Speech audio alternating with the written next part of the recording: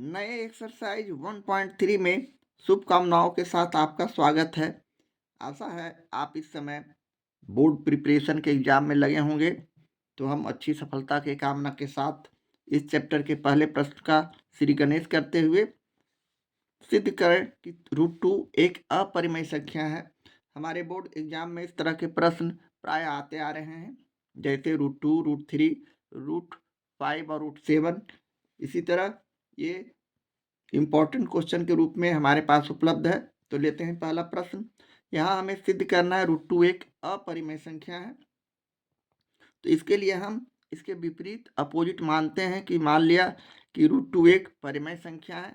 अगर हम परिमेय संख्या सिद्ध कर देते हैं तो हमारा स्वाभाविक है अपरिमेय संख्या सिद्ध हो जाता है। तो यहाँ हम इस तरह के लैंग्वेज को लिखेंगे, यदि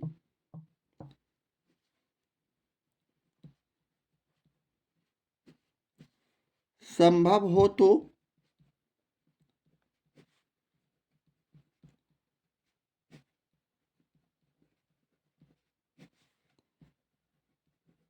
मान लिया कि √2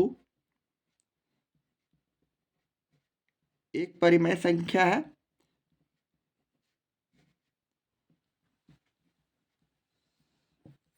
अब हमें परिमेय संख्या के बारे में और अपरिमेय संख्या के बारे में ही पता होना चाहिए। परिमेय संख्या वैसी संख्या को कहते हैं जो p/q के रूप में लिखा जा सके, जबकि इसके विपरीत हम अपरिमेय संख्या के डिफिनेशन में p/q को के रूप में इसे नहीं लिख सकते हैं। यानी अब हम इसे इस तरह लिख सकते हैं, इसलिए √2 बराबर p/q। इस तरह हमारा ये अंश p और हर q है, जहां हम लोग p और q को, जहाँ p तथा q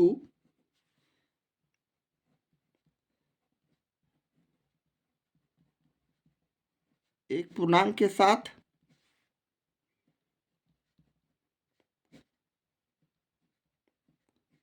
सअभाज्य संख्याएं को प्राइम नंबर है,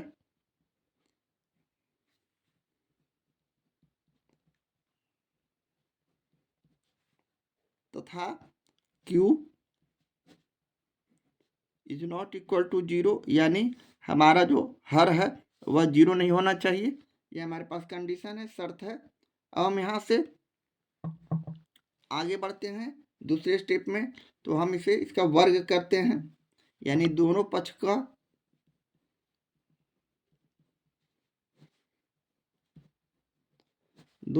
को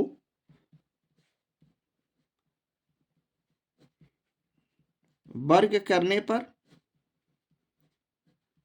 हम यहाँ इसका वर्ग करते हैं, स्क्वायर करते हैं। यानी यहाँ हमें सअभाज्य संख्या समझ लेना है। सअभाज्य संख्या वैसी संख्या को कहते हैं जिसका महत्तम समावर्तक HCF 1 होना चाहिए। HCF 1 होना चाहिए।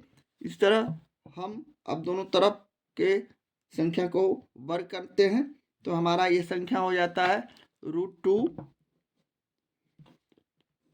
का होल स्क्वायर बराबर p/q का होल स्क्वायर।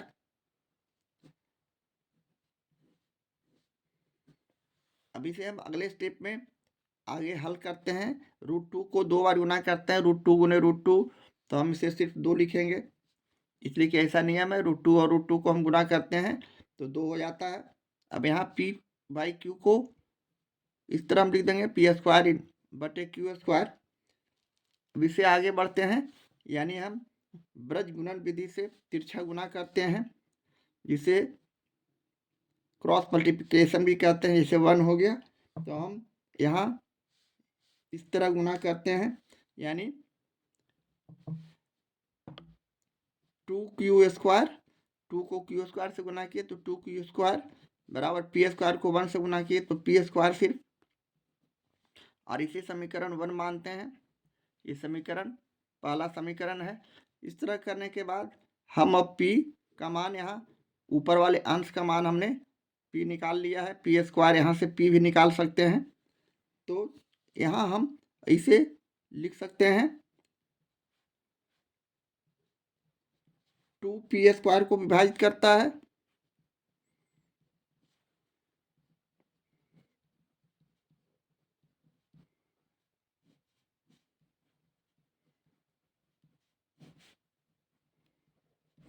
अब कैसे विभाजित करता है इसे रफ वर्क में समझा जा सकता है।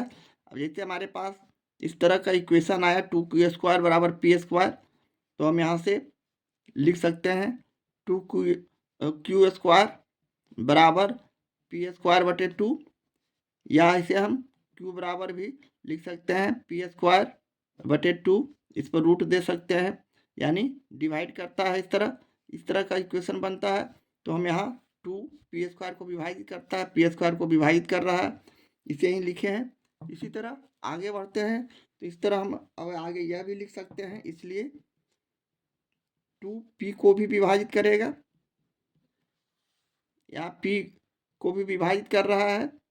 अब जैसे इसे हम आगे इस तरह भी लिख सकते हैं, p गुने p और बटे 2, इस तरह। यहाँ इसे लिखना कोई ज़रूरी नहीं, p गुने p यानी अलग अलग करेंगे तो p को भी विभाजित करता है, इसलिए इसे 2p को भी विभाजित करेगा, यहाँ हम लिख देंगे।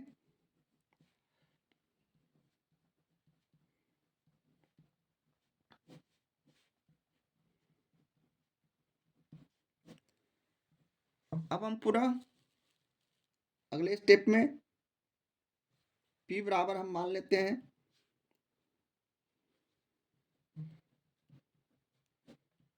पुनः मान लिया कि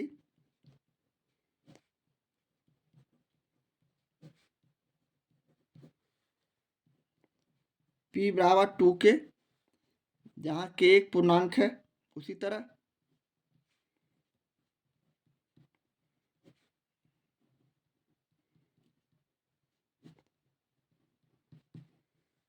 तरह पुनः इसे हम दोनों तरफ वर्ग करते हैं,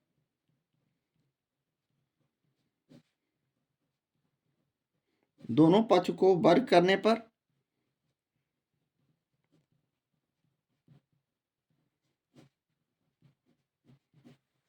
हमारा ये हो जाएगा p² बराबर 2k का होल स्क्वायर। अब यहाँ से हम लोग अगले स्टेप में इसे आगे बढ़ाते हैं, यानी p² बराबर यहाँ हो जाएगा 4, 2k को 2 बार गुना करेंगे, 2k गुने 2k यानी 2 दूनी 4 और k²।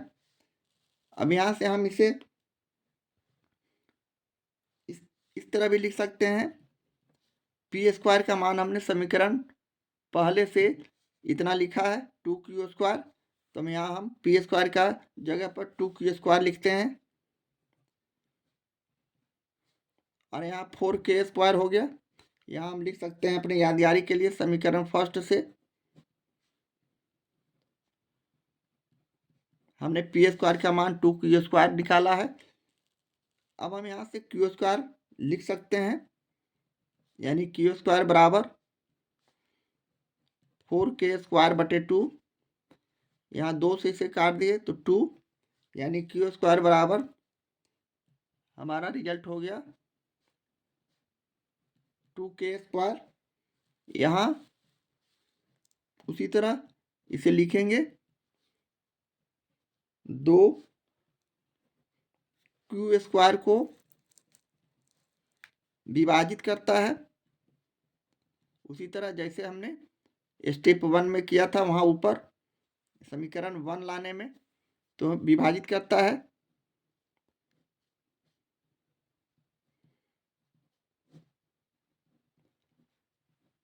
इसी तरह हम इसे लिख सकते हैं, इसलिए 2q को भी विभाजित करेगा,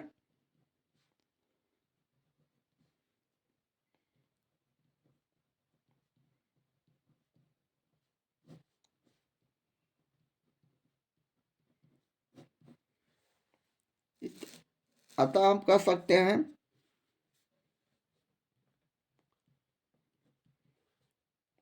2p और q का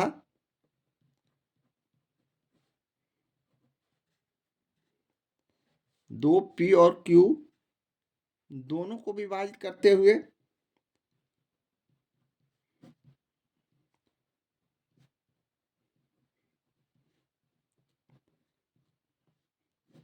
दोनों को विभाजित करता है, और उभयनिष्ठ गुणनखंड 2 है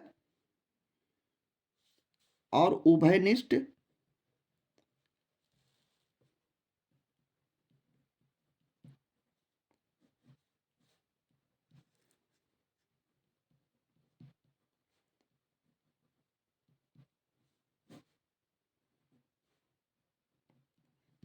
उभयनिष्ठ गुणनखंड क्या है? तो 2 है। यहाँ से अब हम लोग क्या पाते हैं? इस तरह हम कह सकते हैं कि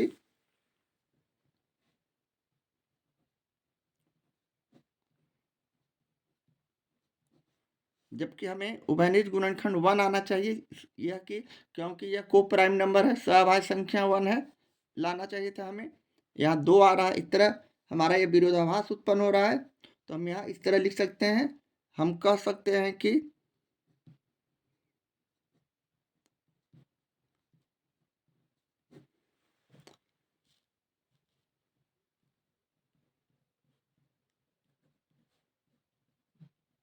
P और Q सहभाज्य संख्या नहीं है,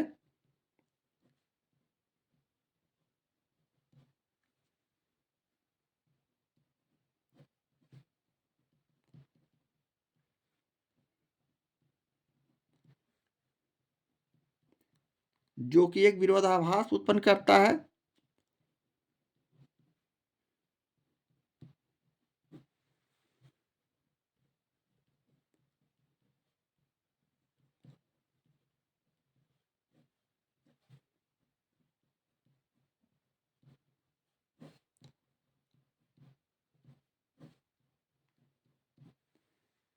और हमारा यह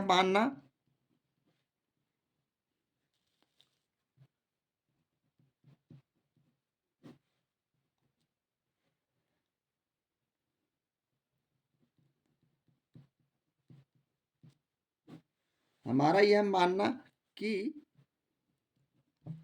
√2 एक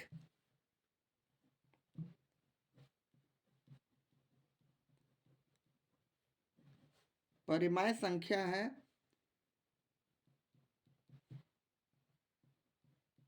गलत है, रॉन्ग है। अतः यह सिद्ध होता है कि √2 एक क्या है भाई? परिमेय संख्या नहीं है, तो अपरिमेय संख्या है। √2 एक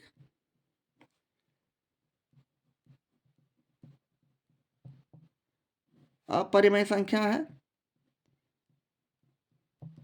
और इसे ही हमें साबित करना था। इस तरह हम इसको साबित कर चुके हैं। इस तरह हम प्रश्न 1 का सॉल्यूशन करते हैं।